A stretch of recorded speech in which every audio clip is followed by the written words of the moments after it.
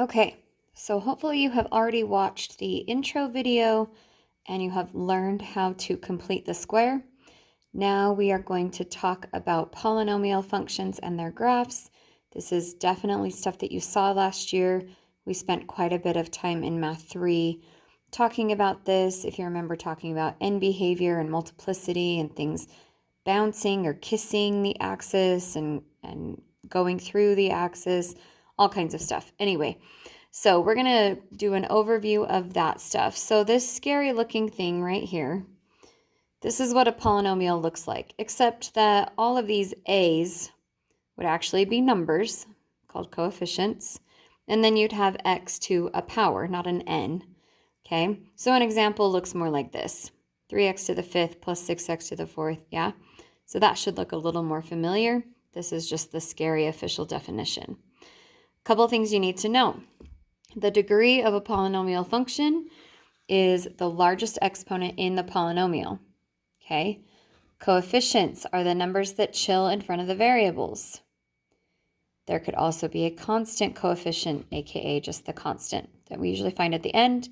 And then terms. Terms are just these little individual pieces that are all separated by the addition and subtraction signs.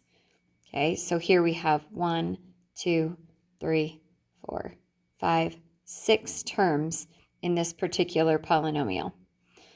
All right, so let's talk vocabulary. The leading term, that is going to be a very important piece that we need to know.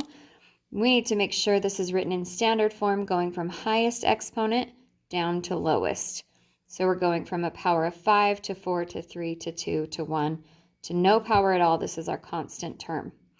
The leading term, this guy, we follow the leader. Everybody else is following the leader. The leading term is 3x to the 5th. The degree, again, it says right here, the degree is the largest exponent in the polynomial. That's that 5 right there. It's on the leading term if you've got things in order. So the degree is 5. The leading coefficient, this whole thing makes up the term, but the 3 is the coefficient. Really what we're looking for when we ask for this is it positive or is it negative? So because it's a 3, that's a positive 3. And then the constant, we want to know the constant at the very end of the polynomial because it's going to help us with our graph. The constant at the end is that -6. Okay, so moving on. Hopefully this next piece is something that you remember oh so vividly. So the zeros of a function. The zeros of the polynomial are the x values that make the whole polynomial equal 0. Okay, so it's any x's that when you plug them in, you're going to get an output of 0. This also is the point where the graph is going to touch or cross the x-axis. Okay, so zeros are going to be super important for us as we try to graph these polynomials. Now, the transition between a 0 and a factor is going to be super helpful. So if we have a big polynomial like this, but we have been able to factor it, then if there's a factor like x minus a number, okay, so here we just have a generic a, but if we have x minus 2 or x minus 3 or x minus 10, if that is a factor of the polynomial, then that a value that's being subtracted right here is a 0. So if we have x minus a in our factored form, then we also have the point a comma 0 as an x-intercept. Same thing here. If it's x plus a, it's just the negative a is the 0. So the point negative a, 0, is going to be a point on the x-intercept, or on the x-axis. Of those points where we touch or cross the x-axis, we need to know what it's going to look like. Is it going to touch or is it going to cross? If it's an even multiplicity, meaning I'm looking at the factored form and there is maybe an x squared, or maybe I'm looking at the factored form and there's an x minus 3 to the 4th power. Okay, That's what we call an even multiplicity. And in that case, this graph is going to bounce off of that 0. It is going to make a little mini parabola right at that point on the x-axis. If it's an odd multiplicity, however, like let's say I had x cubed, or maybe I have x plus 2 to the 3rd power, or 5th power, or 7th, it doesn't matter. Even the 1st power, the graph is going to go through the x-axis. In both of these cases, you guys might remember learning this, in both of these cases, the higher this number, the more the graph will flatten out and kind of slow down as it goes through or as it bounces off of the x-axis. Okay, so where something that has a multiplicity of 2 might just quickly bounce, something with a multiplicity of 4 is going to flatten out and then bounce off. Okay, if something has a multiplicity of 1, just like an x minus 5, that has a multiplicity of 1, so that's going to go through just like a straight line would. So if this is my x-axis, it's going to cross at that 5, but it's just going to go straight through. But as soon as I take something like that and I raise it to a power, it's going to flatten out as it goes through. Okay? All right. Then, in addition to knowing where these polynomials either bounce off of the x-axis or go through the x-axis, the other thing we need in order to create the entire graph is to know what's going to happen at the ends of the graph. You might remember talking about this last year too. In order to figure that out, in order to figure out what happens at the very ends of the graph as we approach infinity or as we approach negative infinity, we have to ask ourselves these two questions.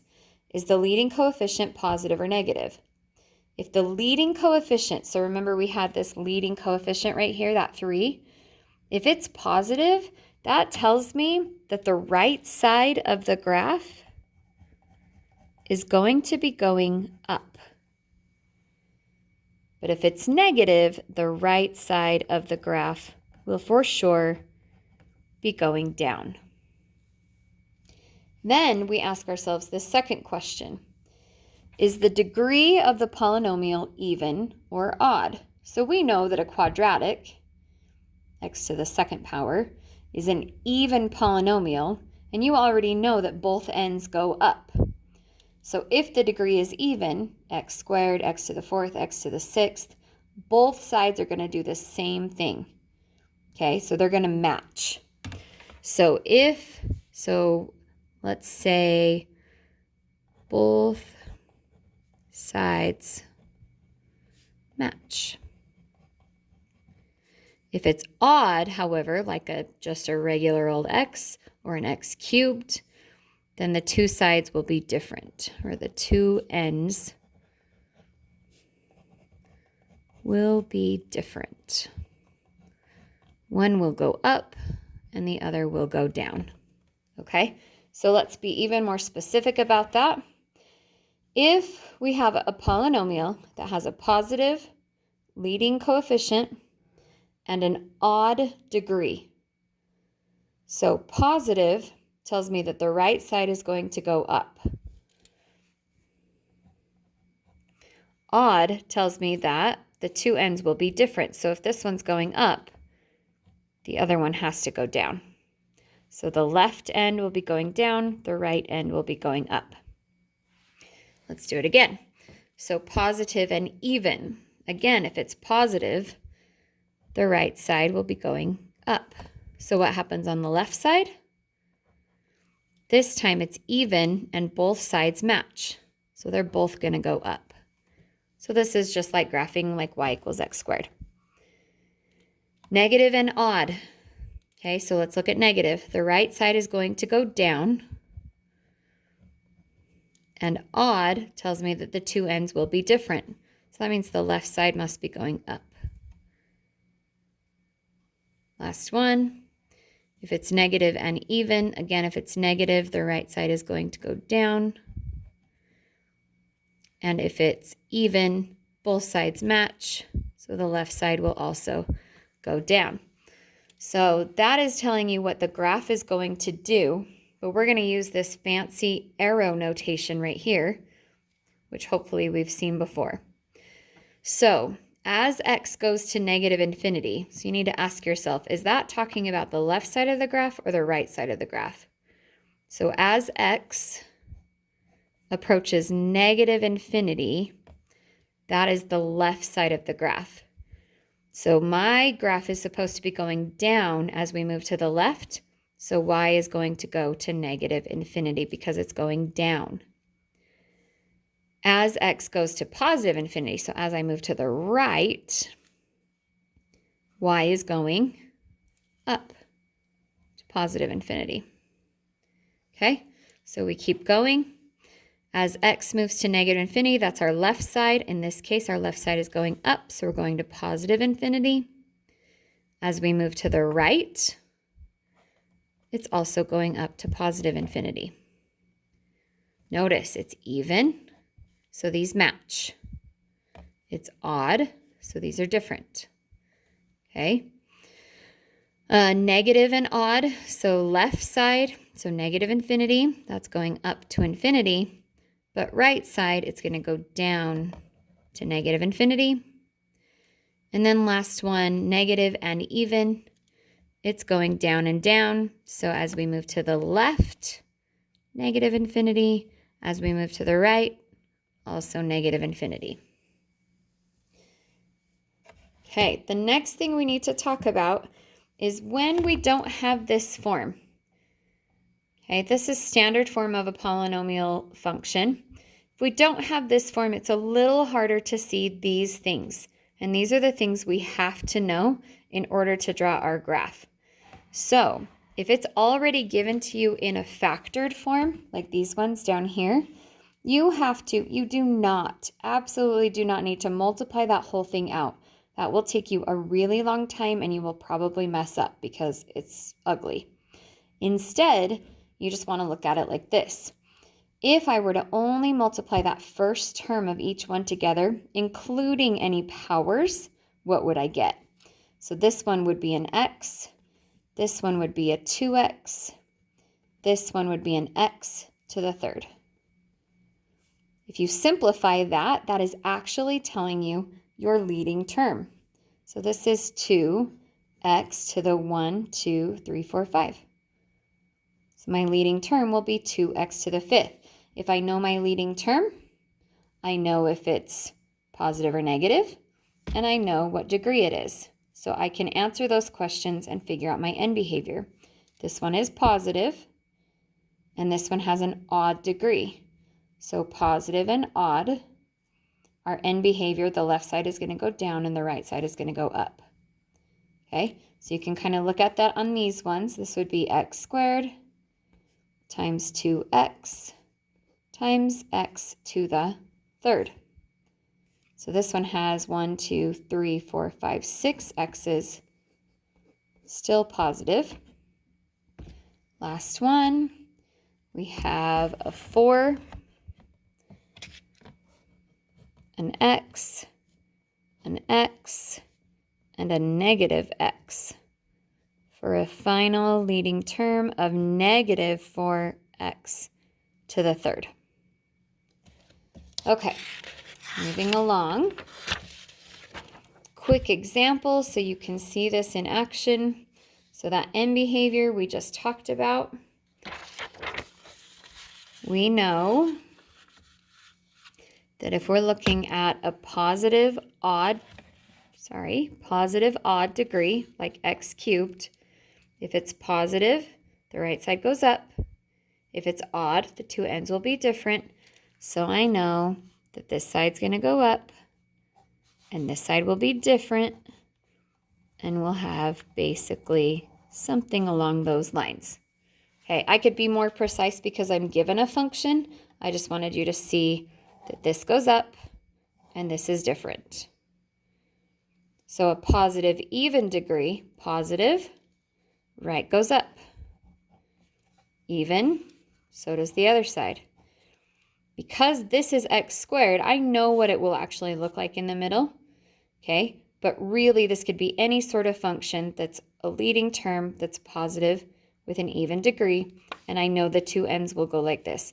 But there could be a lot of different things that happen in here. What matters here with the end behavior is just what happens on the right and what happens on the left. Negative, odd. So remember, negative, that right side is going to go down. Odd tells me that the two sides are going to go different directions, and it might be connected, just so simple, but it could have some crazy waves and stuff in the middle. Okay, negative x squared, same idea. It's negative, it's even, negative is down, even is they match.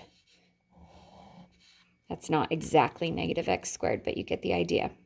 Okay, and then just a quick review of what happens when we have multiplicities on our graphs.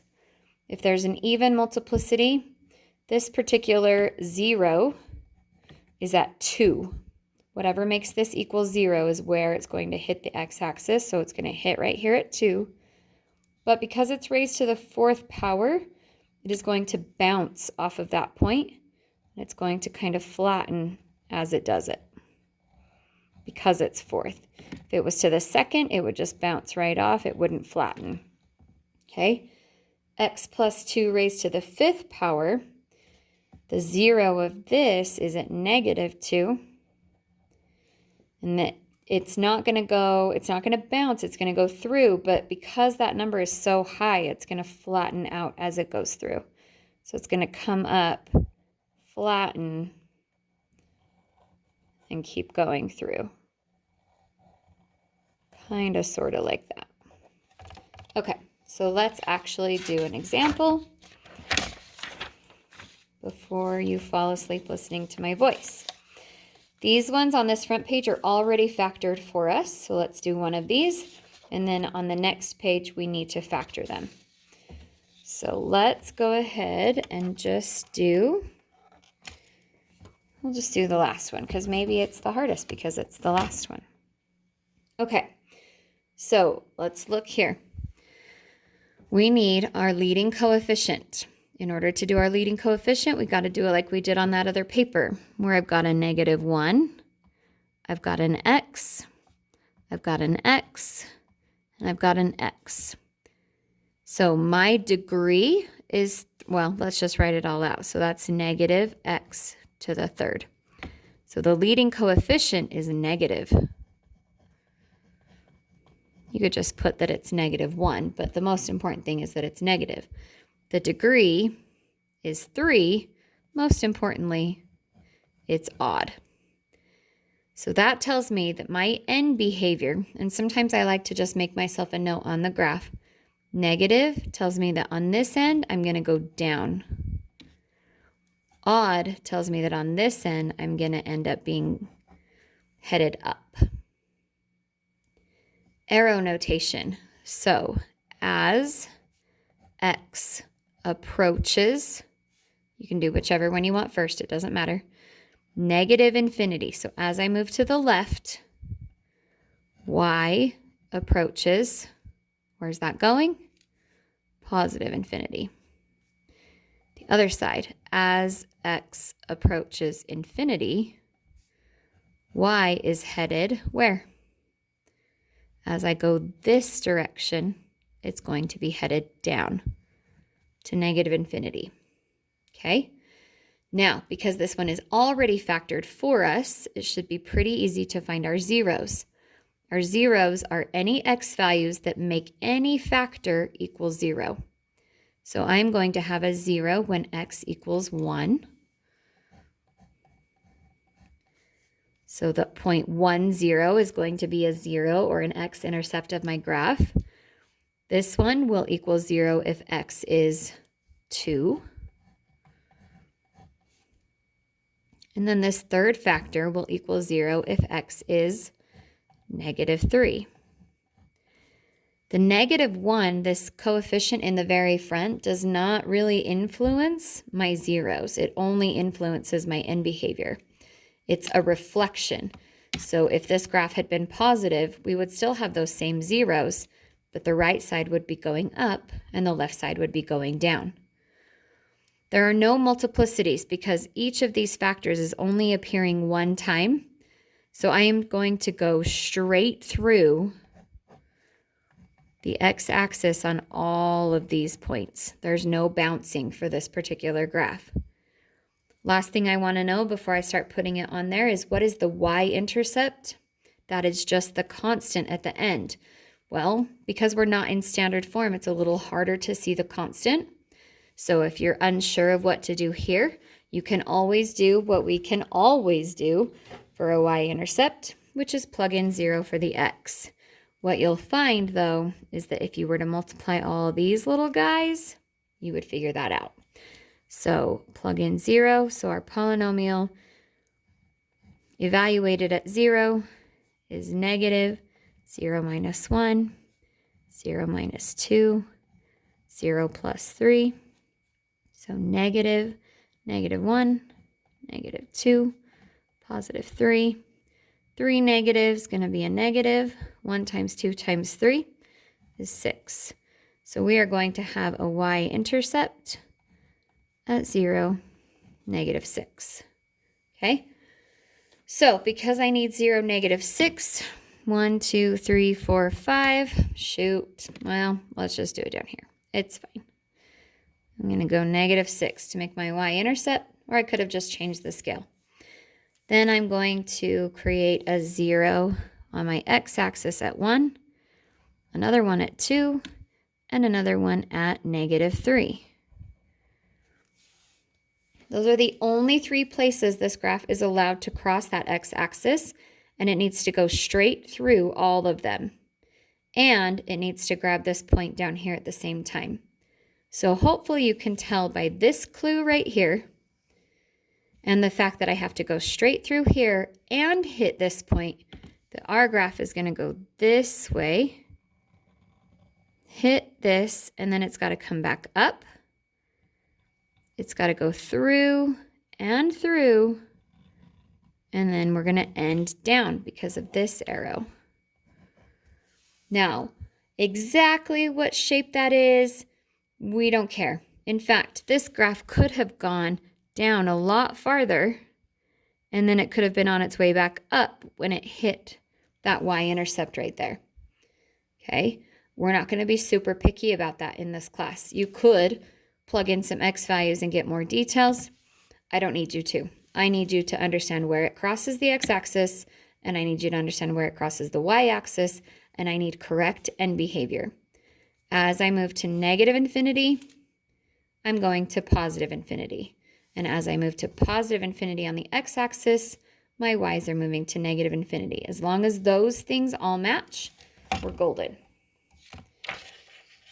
Okay, the last one we're going to do, now that this video is very, very long, we are going to do one that we have to factor, just to see if you remember how to do that.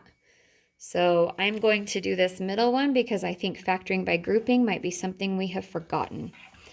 So when we have 4 terms, we want to group together 2 terms and the other 2 terms. See if we can create matchy-matchy, if you will, by taking out a GCF.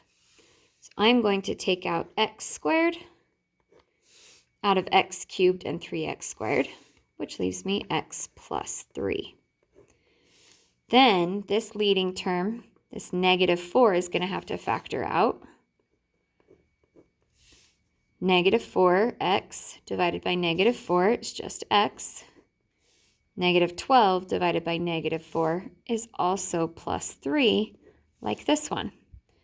So because these match, we have achieved factoring by grouping. We have grouped those, and we can factor out their GCF. And now I can rewrite this as x plus 3, factoring that out of both pieces, with x squared minus 4 left over. Hopefully you recognize that is not completely factored because this still has an x squared in it. So I need to keep going. X plus 3 is left alone, but this factors into 2 binomials. I need the two numbers that multiply to give me a -4 that are going to add up to the 0x that you can't see in the middle right there. Or you recognize this is a difference of two perfect squares and realize that must be x plus 2, x minus 2. So this polynomial function, written in factored form, is this. Then we can proceed with all the things that we just did on that other example. This time, though, we don't have to come up with our own leading coefficient. It's right here. We have the standard form of the polynomial. Our leading coefficient is a 1. Most importantly, it's positive. The degree, excuse me, our highest exponent is a 3. That's odd. Okay, so help me out here. What does positive mean? Hopefully, right side up. Odd, they're different. If that's up, this one must be down. Okay, what does that look like in arrow notation? As x approaches -infinity, so as I go to the left, y is going down. As I go to the right, y is going up. What are my zeros? -3, -2, +2.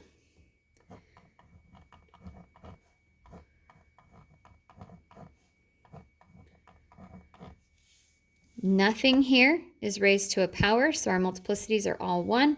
So all three of these points are going to go straight through.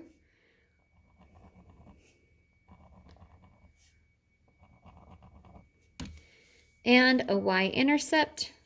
Hallelujah, it's in standard form. The y-intercept is right here.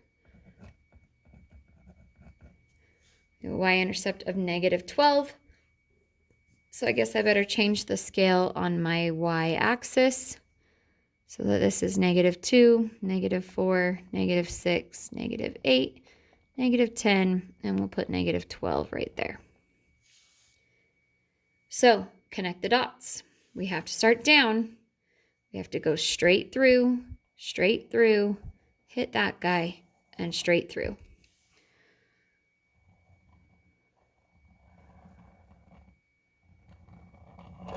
Whoa, that was not very straight. Got a little squirrely.